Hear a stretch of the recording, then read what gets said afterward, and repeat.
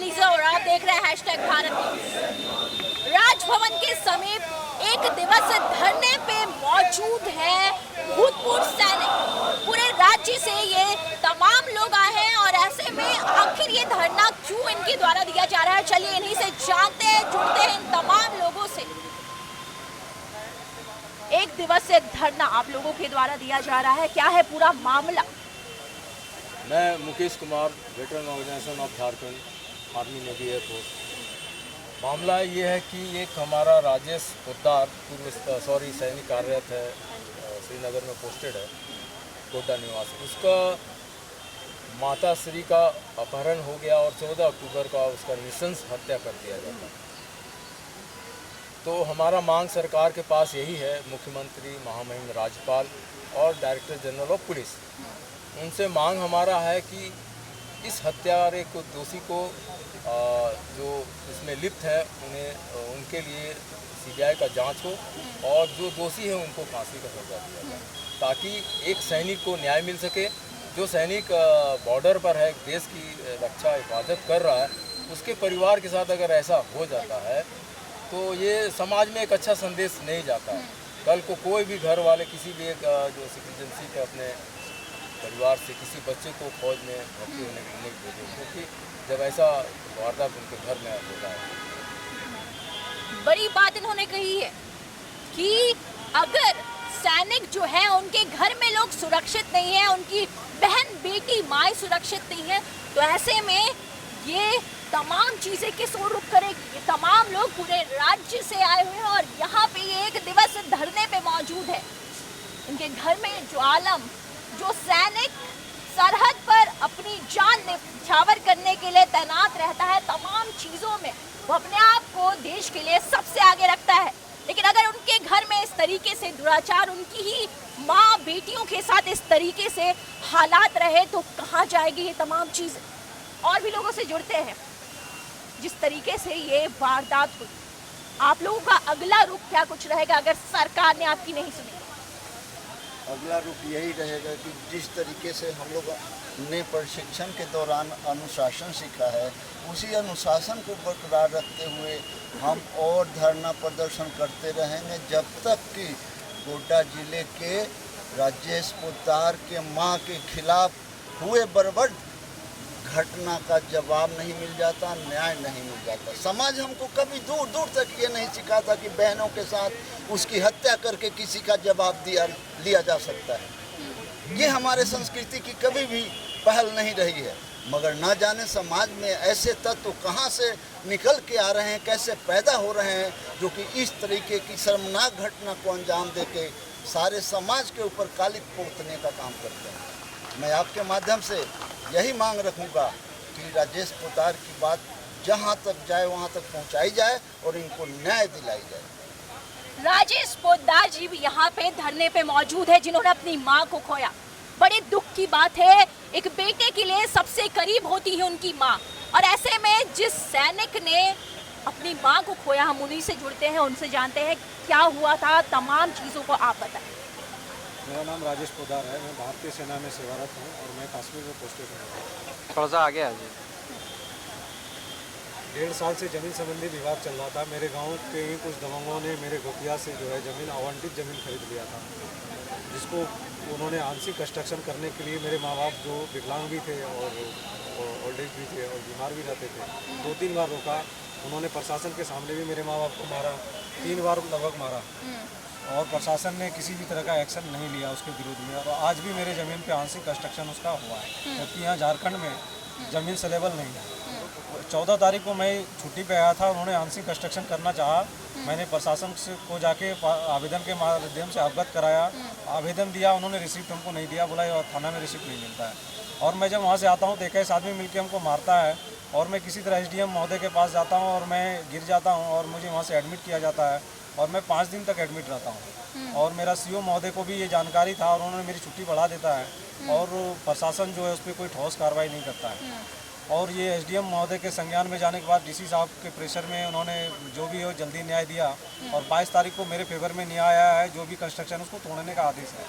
और 14 तारीख को मेरी माँ को ही मेरे घर से किडनैप करके मार दिया जाता है। अब जिसमें इसमें बताया जाता है कि 21 साल का या 22 साल का लड़का जो मेरे घर में टेनेंट था, जो रेंटर था, तो उसने मारा है। तो एक 22 साल का बच्चा, मेरे दो फौजी पैदा कर सकता है घर में, वो 22 साल का बच्चा उसको मार दे, ये कहीं ना कहीं असंभव लगता है। और मेरे घर के सारे वेल्थ एक एक करके मेरी माँ को प्रताड़ित करके निकाल लिया गया है।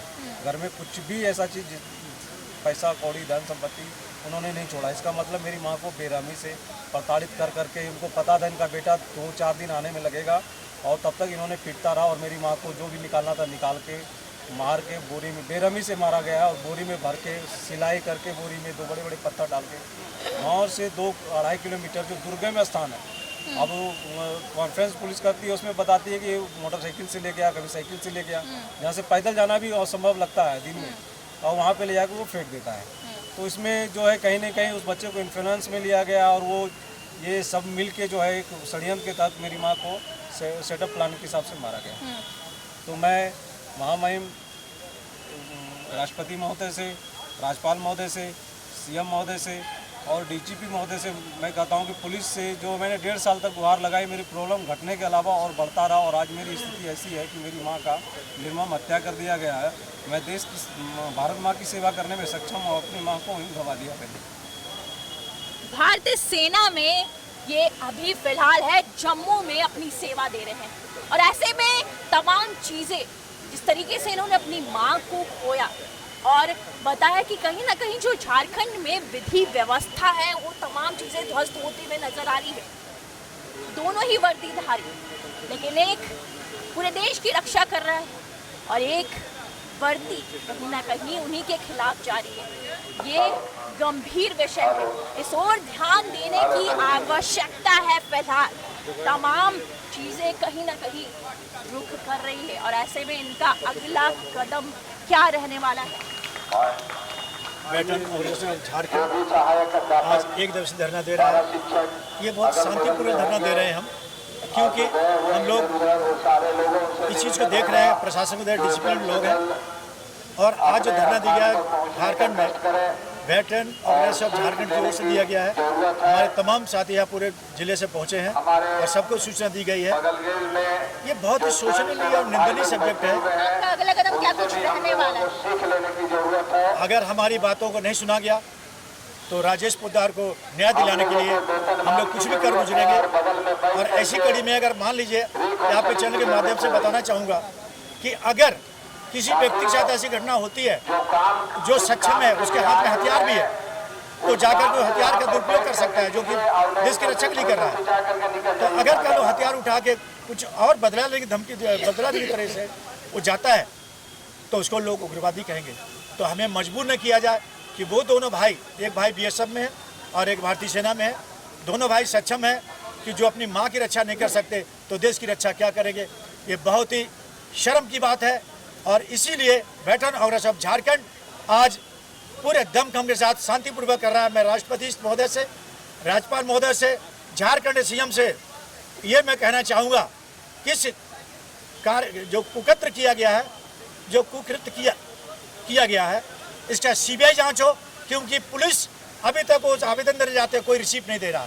इसके पीछे कहीं ना कहीं उनका ये मंशा है, इसको लिपापोती की जाए।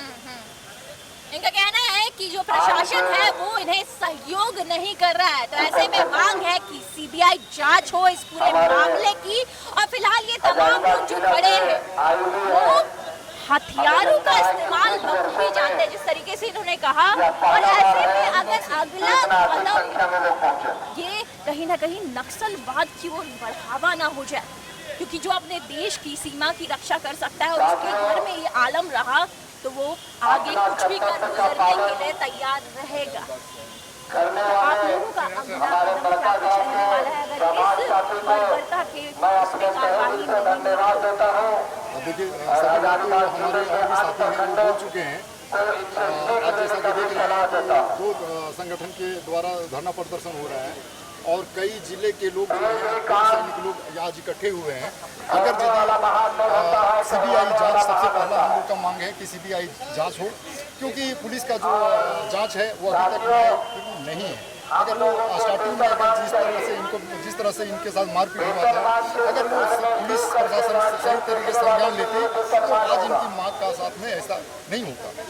तो मैं आपके माध्यम से राज्यपाल महोदय, मुख्यमंत्री से बस यही विनम्र निवेदन है कि हम लोगों को और भी जो है धरना प्रदर्शन करने के लिए नहीं करें। अगर यदि ऐसा नहीं होता है तो हम लोग और भी सैकड़ों की संख्या में वीर नारी भी आने वाली थी, लेकिन आज हम लोग 1 दिवसीय धरना प्रदर्शन था, इसलिए उन लोगों को जमा कर दिया। आने वाले दिनों में अगर यदि नहीं होता है तो हम लोग और भी आज तो आपके माध्यम से बता देना चाहते हैं कि ये तो राजभवन तो झांकी है, विधानसभा बाकी है। विधानसभा में ही हम लोग बैठ करके और न्याय का गुहार लगाएंगे।